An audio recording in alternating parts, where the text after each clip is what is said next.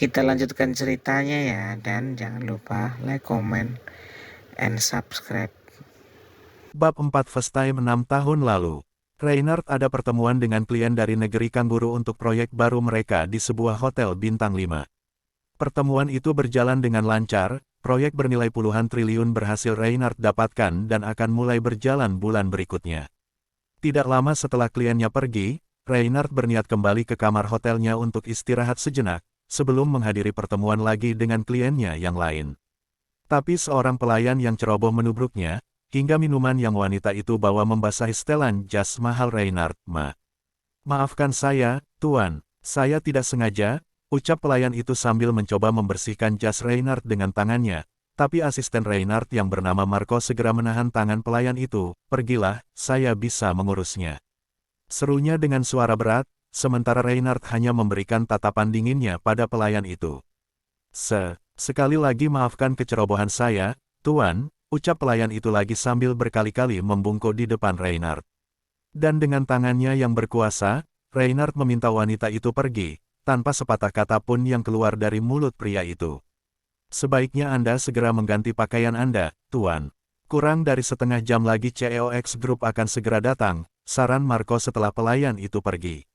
Alih-alih kembali ke kamarnya untuk berganti pakaian sesuai saran asisten pribadinya, Reinhard dengan santai melepas jas beserta rompinya yang langsung ia lampirkan di lengan Marco, lalu menyusul ke meja. Dan celana panjangnya, hingga Reinhard hanya mengenakan celana pendek dan kaos polosnya yang sedikit basah itu saja. Ambilkan yang baru, saya mau mencari udara segar dulu. Perintah Reinhard. Marco yang tidak dapat menolak perintah langsung dari Reinhard itu akhirnya mengangguk pelan. Memangnya siapa yang bisa melarang sang CEO jika sedang ada maunya itu? Mengabaikan beberapa pasang mata wanita yang menatap penuh minat padanya, Reinhard melangkah keluar ruang VVIP restoran mewah yang masih berada di dalam area hotel. Dengan santai, ia tidak perlu mengenakan pakaian mahal untuk memperlihatkan kekayaannya, karena aura yang terpancar dari dalam dirinya saja sudah menampakkan kecaibolannya. Reinhard sendiri tidak masalah dengan penampilannya yang kelewat santai. Karena tidak setiap hari juga ia bisa seperti itu. Jadwalnya yang padat menyebabkan Reinhard sedikit memiliki waktu untuk sekedar jalan-jalan sore hanya dengan pakaian santai saja, tanpa adanya bodyguard yang selalu mengawalnya, seperti saat itu. Namun baru hitungan menit Reinhard menghirup udara di dekitar taman, beberapa pria membekuknya. Reinhard memang menguasai lebih dari satu ilmu bela diri, tapi lain ceritanya kalau pria lainnya langsung membekap hidung Reinhard dengan handuk kecil yang telah dibubuhi obat tidur tanpa memberikan kesempatan pada Reinhard untuk melawan. Sontak saja kesadaran Reinhard perlahan menghilang. Reinhard tersadar di sebuah ruangan yang gelap dengan kedua tangan dan kakinya yang terikat erat. Bahkan hanya sekedar menggerakkan pergelangan tangannya saja ia tidak bisa. Meski demikian, Reinhard tetap mengendalikan dirinya untuk tidak langsung panik. Hembusan pendingin udara yang langsung mengenai kulitnya menyadarkan Reinhard kalau saat itu ia tidak mengenakan sehelai benang pun. Otaknya terus mencoba menerka siapa dalang di balik semua ini dan apa tujuan mereka menahannya. Musuh keluarganya kah? Atau saingan bisnisnya yang terlalu pengecut menghadapinya secara gentle? Siapa dan apapun tujuan mereka menahan Reinhard hingga seperti itu, Reinhard akan mengirim mereka semua ke neraka. Akan membuat mereka menyesali perbuatan mereka. Bahkan mereka akan menyesal telah lahir ke dunia ini. Terus waspada meski dalam keadaan tak berdaya, mata Reinhard tetap terjaga di dalam kegelapan, mencoba beradaptasi dengan minimnya cahaya. Pun demikian dengan telinganya, mencoba menangkap sedikit saja gerakan di sekitarnya. Hingga akhirnya, beberapa pasang langkah kaki terdengar mendekati pintu yang berada tepat di depan ranjang tempat Reinhard terbaring dan terikat. Cahaya dari luar kamar membuat Reinhard dapat melihat dengan jelas wajah seorang wanita muda yang melangkah masuk ke dalam kamar dengan ragu-ragu. Ada sosok lainnya di dekat wanita itu, yang dengan pintarnya bersembunyi di balik bayangan hingga Reinhard tidak dapat melihatnya sampai pintu itu tertutup kembali. Hanya raut wajah ketakutan wanita itu saja yang terlihat jelas oleh Reinhard.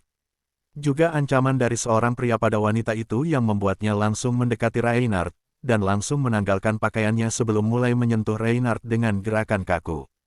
Tentu saja Reinhard tidak mau bekerja sama dengan wanita yang kemungkinan besar wanita bayaran dari salah satu musuhnya. Tapi wanita itu juga tidak kehabisan akal, ia menghubungi pria sebelumnya yang tidak lama kemudian masuk dan mencekoki Raymond dengan obat perangsang, wanita itu pun meminumnya dengan gelas yang lain. Malam itu, entah berapa kali mereka mengulangi penyatuan itu, hingga mereka kelelahan dan terbuai ke alam mimpi. Helaan panjang napas Zevanya menyadarkan Reinhard dari lamunannya ke tragedi yang menimpanya 6 tahun yang lalu. Tatapan dinginnya kembali tertuju pada Zevanya yang nampak tengah berperang dengan batinnya antara menjawab dengan jujur pertanyaan Reinhard barusan, atau memilih untuk menutupinya. Jadi, malam itu Zevanya tidak hanya mengambil paksa keperjakaanku, tapi juga menyerahkan keperawanannya padaku.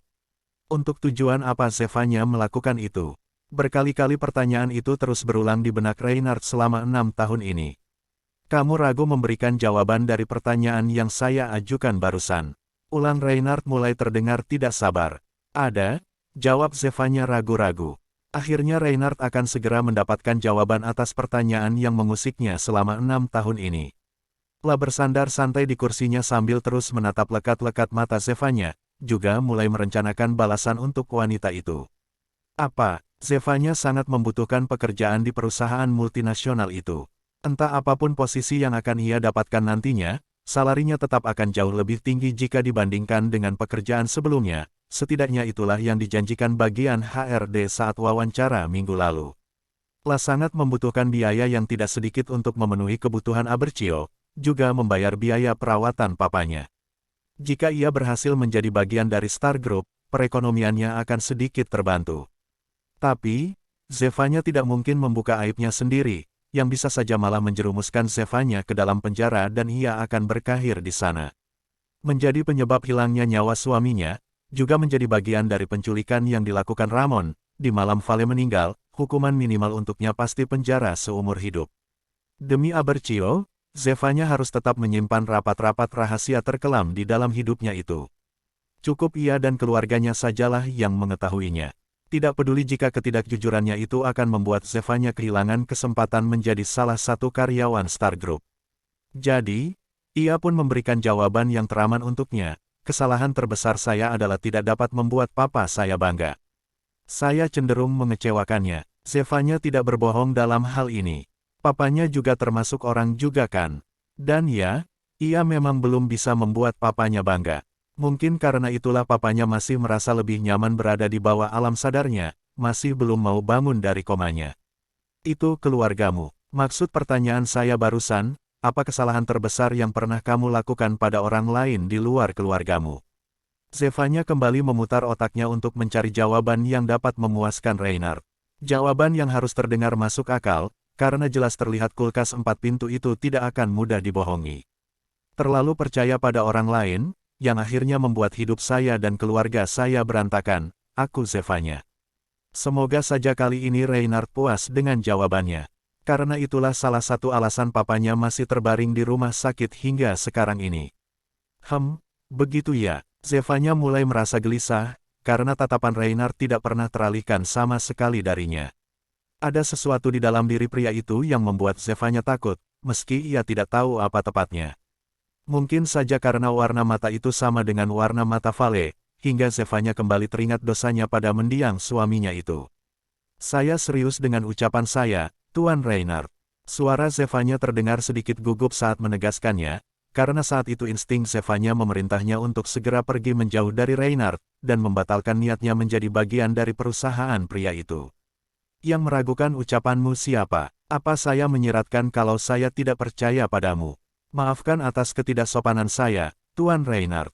Zevanya menggigit lidahnya sendiri. Mungkin diam dan menenangkan dirinya jauh lebih baik untuknya. Temui bagian HRD, mereka yang akan menjelaskan job desk kamu, juga salari yang akan kamu dapatkan nantinya. Jadi saya diterima. Apa saya akan memintamu menemui bagian HRD kalau kamu tidak diterima di perusahaan ini? Baik, Tuan Reinhard. Maaf, karena saya terlalu antusias mendengarnya. Apa saya harus ke HRD sekarang? Reinhard hanya menjawabnya dengan anggukan samar, sebelum keluar dari ruangan itu. Seketika Zevanya merasa ruangan terasa lega saat Reinhard tidak berada lagi di sana. Sebelumnya, bahkan untuk bernapas saja Zevanya sulit, seolah pria itu sudah menyedot semua udara di ruangan itu. Tanpa buang waktu lagi, Zevanya segera menuju ke bagian HRD sesuai dengan perintah Reinhard tadi. Mulai hari ini, perekonomiannya akan berangsur membaik. Ya, semoga saja. Mulai balas dendam Reinhardt menjatuhkan dirinya ke kursi kebesarannya, ia memutar kursi itu hingga dapat menikmati pemandangan kota besar yang dipenuhi dengan gedung-gedung bertingkat yang saling berlomba mencakar langit. Bagaimana, wanita itu mau bicara jujur, Tuan Reinhardt? Tanya Marco sambil menyerahkan beberapa lembar dokumen yang harus Raymond tanda tangani. Seperti dugaan saya, wanita itu terlalu pengecut untuk mengakuinya. Bahkan dia tidak mengenali saya sama sekali. Bisa kau bayangkan itu, siapa yang bisa dengan mudah melupakan wajah saya?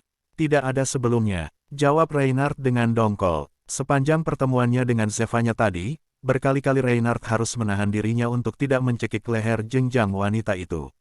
Atau mengguncang bahunya untuk memaksanya mengakui semua kejahatannya pada Reinhardt 5 tahun yang lalu.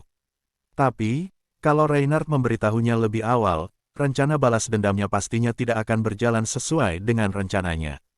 Bisa dipastikan Zevanya akan langsung melarikan diri lagi, dan kali ini belum tentu Reinhardt dapat dengan mudah menemukannya. Wanita pintar, karena kalau dia mengakuinya, maka bisa dipastikan penjara akan menunggunya, gumam Marco. Menuntut Zevanya adalah hal terkahir yang akan Reinhardt lakukan. La akan menyiksa wanita itu lebih dulu, sebelum membiarkannya membusuk di penjara. Bahkan ia dapat meminta beberapa tahanan wanita untuk menyiksa Zevanya di sana. Cepat atau lambat, Zevanya akan memilih mengakhiri hidupnya.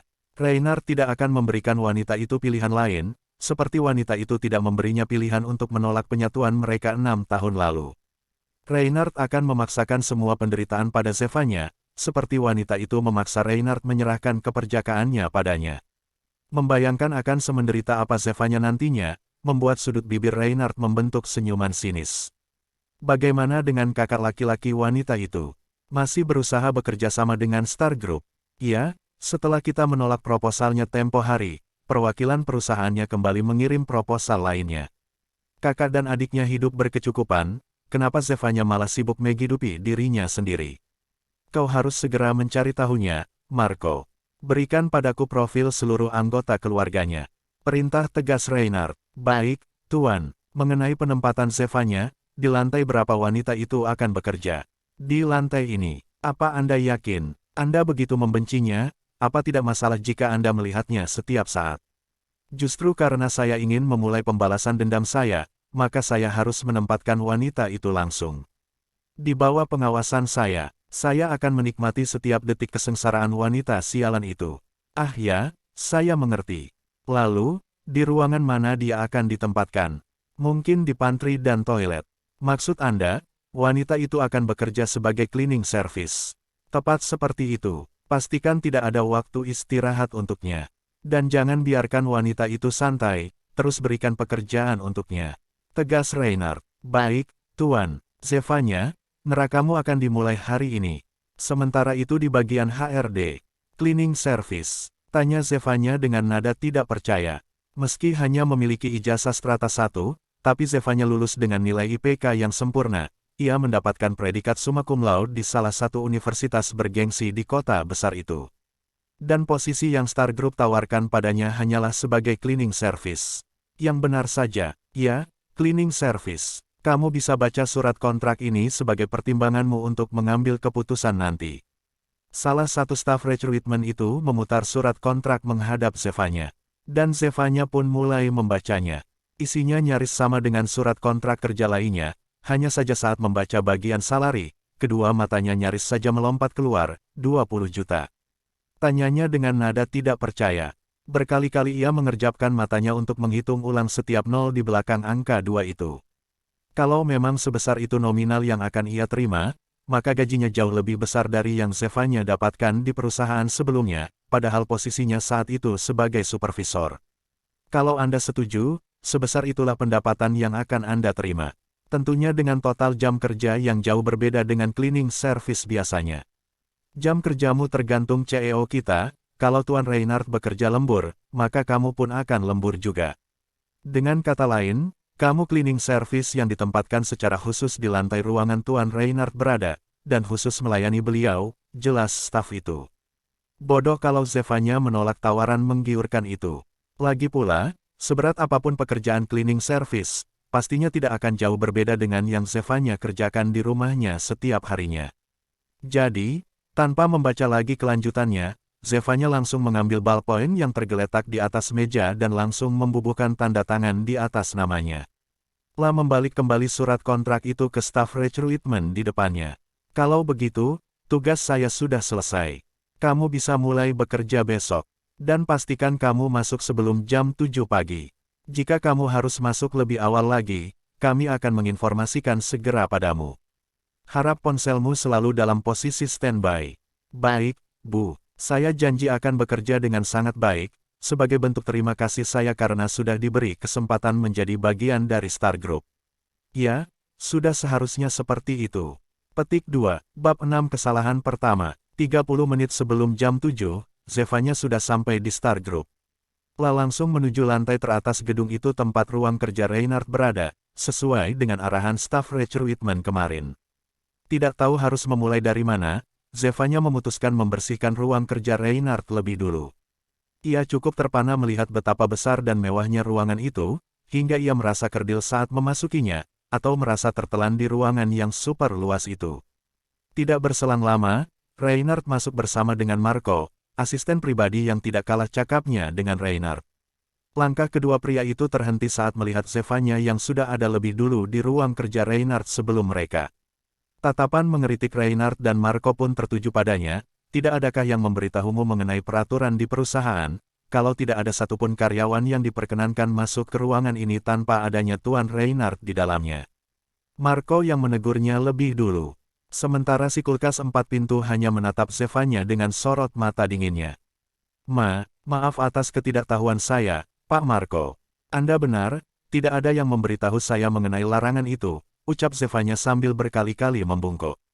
Kalaupun tidak ada yang memberitahumu, peraturan itu jelas tertulis di surat kontrak karyawan yang bekerja di lantai ini.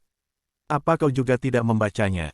Zevanya mengerang pelan. Terlalu bersemangat saat melihat salari yang akan ia dapatkan di setiap bulannya, hingga ia langsung menandatangani surat kontrak itu begitu saja, tanpa membaca keseluruhan isinya lebih dulu. Maafkan saya. Sekali lagi Zevanya mengucapkan permintaan maafnya.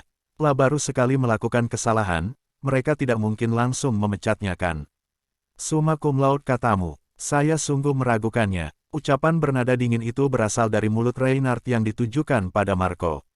Zevanya melihat pria itu dengan santainya duduk di kursi kerjanya, tanpa merasa bersalah sama sekali karena telah meragukan Zevanya. Tidak mudah mendapatkan predikat summa cum laude di saat tugas Zevanya tidak hanya belajar saja, tapi harus mengurus putranya, dan juga menjadi tulang punggung keluarganya. Tapi, Zevanya harus mengakui kalau ia memang ceroboh dalam hal ini. Namun itu sudah berlalu, dan ia tidak dapat mengelak lagi. Saat tiba di rumah nanti, Zevanya akan membaca isi surat kontraknya, dan mempelajari setiap detailnya. Termasuk juga peraturan perusahaan tempatnya bekerja itu. Mengingat ini adalah hari pertamamu bekerja, maka kesalahan ini akan kami maklumi. Tapi tidak untuk kesalahan berikutnya. Tegas Marco, Zevanya kembali membungkuk saat mengucapkan, terima kasih, Pak Marco. Saya tidak akan mengulangi kesalahan lagi. Bagus, karena kau tidak membaca surat kontrak itu, pastinya kau juga belum mengetahui kalau sudah harus ada secangkir kopi hangat di atas meja Tuan Reinhardt sebelum beliau datang, ya kan? Tebak Marco dan Zevanya mengangguk pelan. Baiklah, kalau begitu saya akan buatkan kopi untuk Tuan Reinhardt. Kau bahkan tidak bertanya kopi apa yang Tuan Reinhardt sukai. Zevanya mengumpat di dalam hatinya, lagi-lagi ia melakukan kecerobohan. Maaf, Pak Marco, kalau Anda tidak keberatan, bisakah Anda memberitahu saya jenis kopi yang Tuan Reinhardt sukai? Kau hanya harus ke coffee shop di lantai bawah. Pesan kopi untuk Tuan Reinhardt, dan mereka akan memberikan kopi racikan khusus mereka untuk Tuan Raymond, jelas Marco. Baik, saya pesankan kopinya sekarang. Zevanya menyempatkan diri melirik Reinhardt, pria itu terlalu fokus pada monitor laptopnya, seolah tidak mendengar keributan di dekatnya, atau memang tidak peduli dengan sekitarnya. Tunggu apa lagi? Cepat pesankan kopi itu. Baik, Pak Marco. Sesuai dengan ucapan Marco, Zevanya hanya menyebutkan kopi untuk Reinhardt, dan barista coffee shop itu pun langsung meracik kopi pesanannya. Tidak butuh waktu lama untuk kopi itu sampai di tangan Zevanya. Segera mengantarnya ke ruang kerja Reinhardt setelah beberapa kali mengetuk pintunya, akhirnya Marco membuka pintu untuknya, Zevanya menyerahkan gelas kopi di tangannya ke Marco, sebelah alis pria itu. Sedikit naik saat bertanya, kau akan membiarkan Tuan Reinhardt minum langsung dari gelas plastik itu. Melihat raut kebingungan di wajah Zevanya, Marco pun menjelaskan, pindahkan kopinya ke cangkir khusus untuk Tuan Reinhardt. Kau akan menemukannya di pantry. Cepat, sebelum kopinya menjadi dingin. Memindahkan kopi dari gelas coffee shop ke cangkir khusus. PR sekali. Meski demikian, Zevanya tetap melakukannya. Ia harus mengingat kebiasaan aneh CEO dinginnya itu.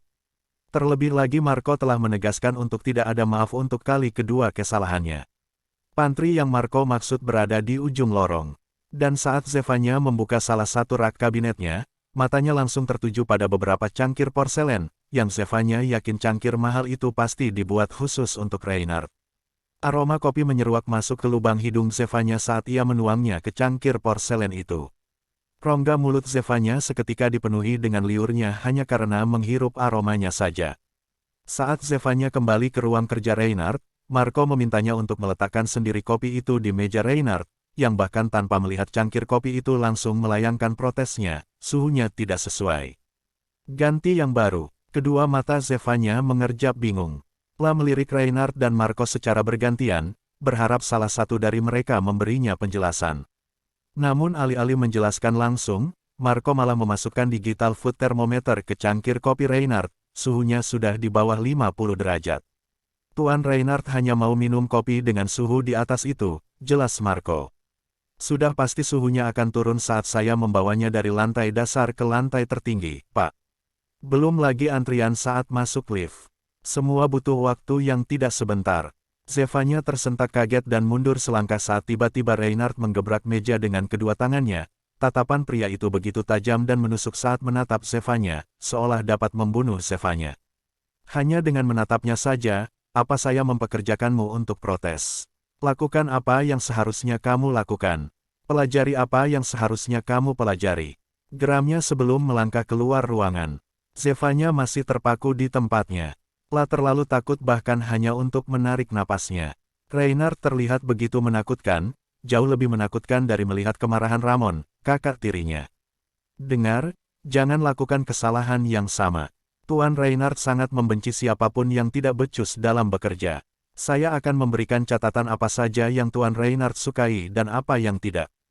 Hafalkan semua itu di luar kepalamu. Tegas Marco sebelum menyusul Reinhardt. Langkahnya terhenti di ambang pintu hanya untuk menambahkan, memang sedikit merepotkan. Tapi secangkir kopi itu, dapat membuat Tuan Reinhardt melalui harinya dengan suasana hati yang baik. Zevanya menghela napas panjang saat ia kembali sendiri di ruang kerja Reinhardt. Bahunya yang semula menegang seolah menjadi lebih ringan dengan kesendiriannya itu. Sementara batinnya terus menguatkan dirinya sendiri. Sabar, Vanya sabar. Seharusnya kamu dapat menebak kalau pekerjaanmu tidak akan mudah, mengingat jumlah uang yang mereka tawarkan padamu. Zevanya menatap pintu yang sudah tertutup rapat itu dengan dongkol, sungguh kasihan siapapun wanita yang akan menjadi pendamping Tuan Reinhardt kelak. Pasti akan memiliki umur yang pendek karena tekanan batin akibat terlalu banyak tuntutan dari kulkas 4 pintu itu.